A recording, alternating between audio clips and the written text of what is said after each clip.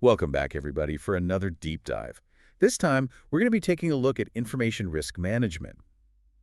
And get this, our jumping off point is actually some CISM exam prep questions and answers. At first glance, that might seem a little, niche. Yeah, I know what you mean, super specific, right? Exactly.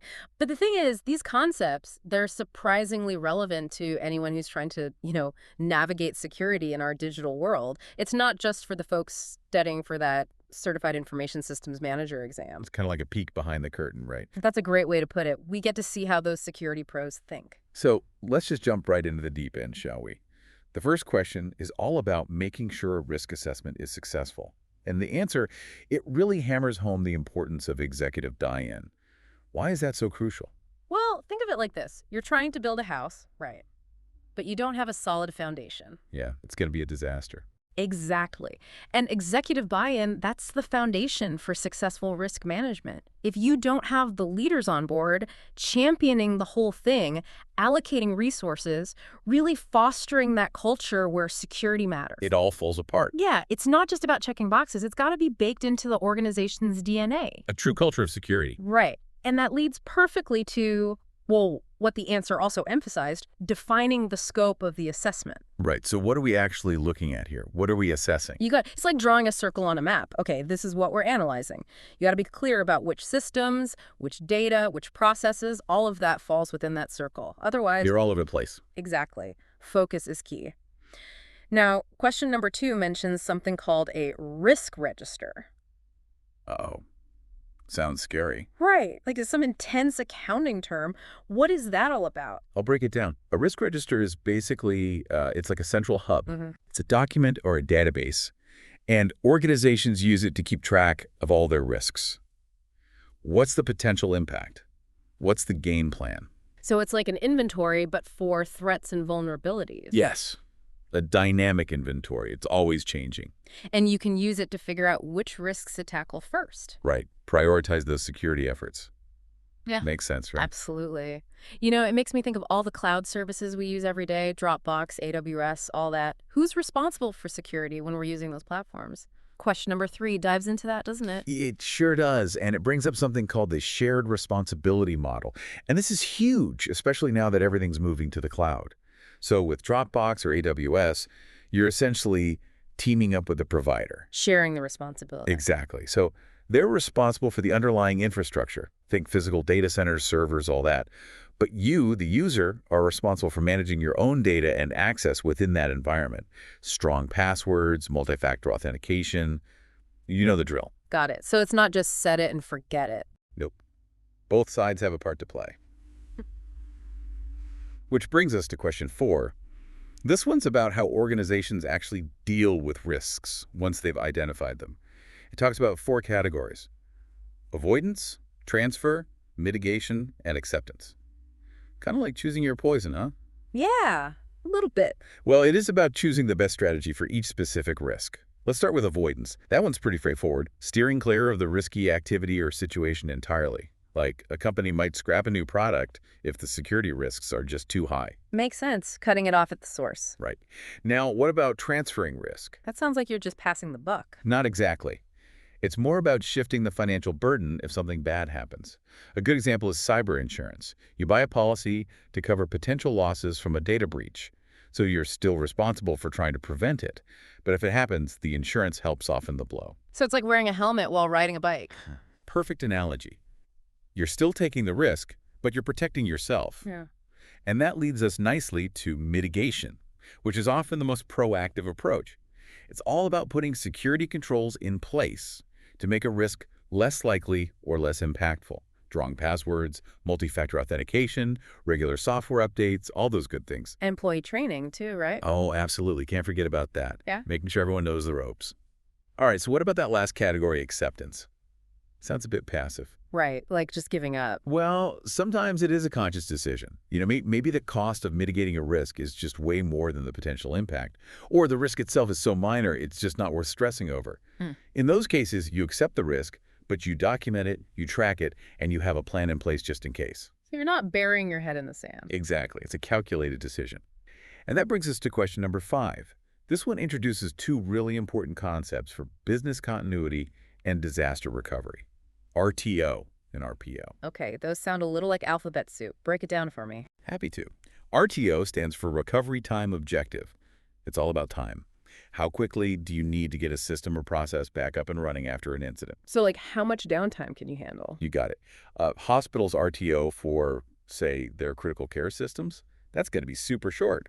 Way shorter than a small business's website, right? Yeah, big difference there. Right. Now, RPO, or Recovery Point Objective, that one's about data. How much data can you afford to lose? So if a company can only afford to lose an hour's worth of data, their RPO is 1 hour. Exactly. It's like setting a rewind point for your data. Okay, question 6. This one asks about when it's actually okay to spend more on security than an asset is worth. That seems counterintuitive. Yeah, it's like, why would you spend more on the lock than on what's inside the box? It's a great point. But here's the thing. Sometimes the value of an asset, it's way bigger than its price tag. You mean like the consequences? Exactly. Think of a company's customer database. Right. The data itself might not be worth a ton, but if it gets breached, huge fines, lawsuits, reputation damage, the whole 9 yards. Yeah, the fallout can be massive. So spending big on security to protect that asset, even if it seems expensive, it can actually be the smart move in the long run. Now, question 7 introduces the idea of compliance risk. Does that just mean following the rules?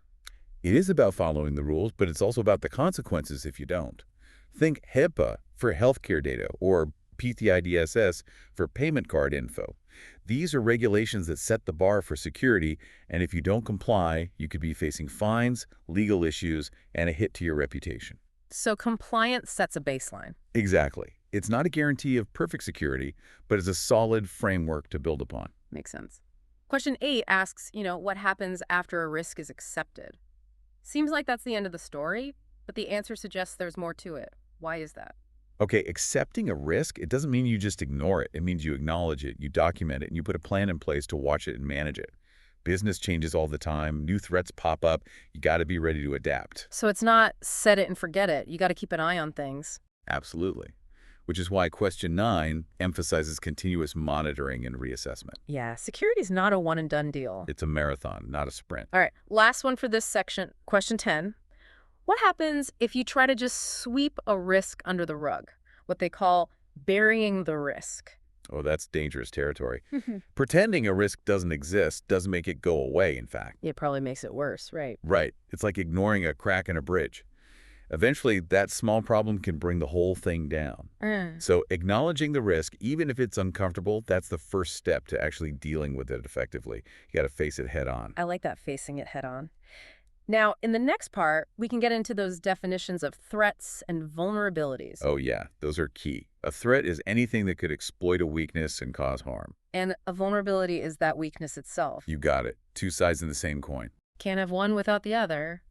It's interesting, isn't it, how these exam prep questions, they're for the CISM, but they really give you a good look into how to actually do risk management. Yeah, it's almost like a crash course. A cheat sheet, yeah, for those of us who aren't, security experts. And one of the big things I'm picking up is that risk management, it's not about getting rid of risk entirely. Oh, absolutely not. That's practically impossible these days. It's more about, making smart choices. Exactly. Understanding what you're up against, those threats and vulnerabilities, figuring out what could really hurt, and then choosing the right way to deal with it. Like we talked about, avoidance, transfer, all that. Like having the right tools for the job. Exactly. And sometimes you got to use a few tools at once, right? Maybe you put some strong security measures in place, mitigate the risk, but then you also get some insurance to transfer some of what's left over. So it's not always just one answer. Nope. Got to be flexible. Risk management, it's always changing. And speaking of changing, question 2 brings up vulnerability scans and adding stuff to that risk register. Won't those registers get super long if you're always scanning? That's a good point. It's not like every single vulnerability is a 5-alarm fire. You don't need to list every little thing in the risk register. So what goes in there then? The big stuff, the stuff that could really hurt the organization. Like if your scans keep showing the same issues over and over, that's a sign that something bigger needs fixing. It's not just patching holes, it's fixing the whole system. Exactly. It's like a leaky roof. You could patch one spot, but if the whole roof's bad, you're going to get soaked. You got it. Now, you mentioned something earlier that I wanted to circle back to, residual risk. Question 8 talks about that. What is that exactly, and why do we care? Residual risk, that's what's left over after you've done everything you can to manage a risk. It's the risk you've decided to live with, or the stuff you just can't get rid of completely. So even with the best security, there's always some risk. Always. Just like driving a car. You can be super safe, but there's always a chance of an accident. And that's where continuous monitoring comes in, right? Like Question 9 talks about. Yep. Got to keep your eyes open, reassess things, adjust as you go. The world changes, new threats pop up. You got to stay flexible. It's a journey, not a destination. Well said. Okay, so question 10. What happens if you just try to ignore a risk completely? Like burying your head in the sand. Ooh, that's a bad idea. Hoping a problem will disappear on its own. Never works. Never.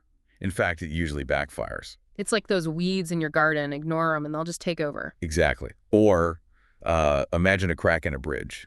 Small at first, but if you ignore it. Boom. Exactly. So Yeah. even if it's scary, you got to acknowledge the risk. That's the first step to actually dealing with it. No more hiding. Now, questions 11 and 12, those really help clear up the difference between threats and vulnerabilities. Those words get tossed around a lot. Yeah, people mix them up all the time, but they're not the same thing. A threat, like we said, is anything that could exploit a weakness and cause some damage. It's like the bad guy trying to break in. And the vulnerability is how they get in, that unlocked door, the open window. You got it. To be good at risk management, you got to know both. What threats are out there and what vulnerabilities you have. Got to connect the dots. Okay, question 13 brings up data classification, which sounds kind of technical, but it's actually super practical. It's all about protecting information the right way, based on how sensitive it is, how valuable it is. Not all data is created equal, right? So some stuff needs more protection than others, like a hospital, right? Yeah. Some cases are more urgent than others. Perfect analogy. Data classification helps organizations use their resources wisely, make sure that the most important data is locked down tight. And it helps with those regulations too, right? Like HPPA and all that. Yeah, absolutely. Different data, different rules. Now, question 14, that's all about gap analysis. Remember, it's figuring out the difference between where you are and where you want to be, security-wise. Like planning a road trip. You get to know where you're starting and where you're going. So the starting point is your current security, and the destination is like perfect security. Well, maybe not perfect, but the level of security you're aiming for. And the gap analysis tells you how to get there, what to do, what to prioritize, all that. Okay, let's talk about question 15. This one really gets to the core of why we even bother with risk management. Yeah, what's the point of all this? Just to prevent those security incidents. That's a big part of it for sure, but it's a bit more nuanced than that. So it's not just about building an impenetrable fortress. It's more about finding that balance, understanding how much risk your organization is okay with, weighing the costs and benefits of different security measures. It's like walking a tightrope. Yeah, in a way. You want enough security to keep the bad guys out, but not so much that it makes it hard to do business. It's about letting the business run smoothly, but safely. And that's why risk management is so important for any organization. Before we move on, I'd really like to explore how this all applies to our own lives, outside of work. I was just thinking the same thing. Let's bring it back to the personal level. It's amazing to me how these information risk management ideas, they actually apply to our everyday lives. Yeah, it's like we've been talking about companies and organizations, but it's all relevant to us too. Like, think about that shared responsibility model from question 3. We talked about it with cloud services, like Dropbox. But it's the same idea for any online platform we use. Right. So Facebook, Google, they're doing their part, but we got to do ours too. Exactly. We got to be smart about what we share, our privacy settings, strong passwords, all that. It's a two-way street. It is. And even something as basic as a password, that plays into the whole shared responsibility thing. Oh, for sure. A weak password, it's like leaving your front door wide open. Anyone can just walk in. Not good. And that's where those risk treatment categories come in, right? Right. So how can we use those in our own digital lives? Well, let's say you're worried about privacy on a certain social media platform. Okay, yeah. You can just not use it at all. That's risk avoidance. Or you could be careful about what you post. That's mitigation. Or you could tweak your privacy settings so only certain people see your stuff. That's mitigation too. So we're not just sitting back and taking the risk. We have options. We do. But sometimes some risk is just unavoidable, right? Yeah. Like shopping online. Yeah, you got to give them your payment info, your address. It's sensitive stuff. But it's so convenient. I know, right?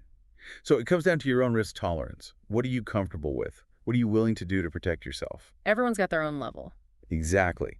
And, thinking about those RTO and RPO concepts from question 5, those apply to our personal data too. Oh, totally. Imagine you lose your phone or it breaks. How long could you go without it? That's your personal RTO. And how much data on there could you afford to lose? That's your RPO. We should all be thinking about that. And things like backups, cloud storage, those are all ways to mitigate that risk. Looks a safety net. For sure.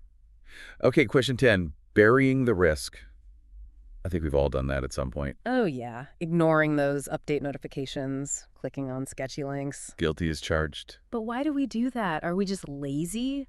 Maybe sometimes, but I think a lot of it is denial. We don't want to think about bad stuff happening, so we just pretend it won't. But as we've seen, ignoring a risk doesn't make it go away. Nope, it usually makes it worse. So what can we do? How can we be smarter about this whole digital risk thing? Well, I think step 1 is awareness. You got to know what you're up against, the threats, the vulnerabilities, all that, like we've been talking about.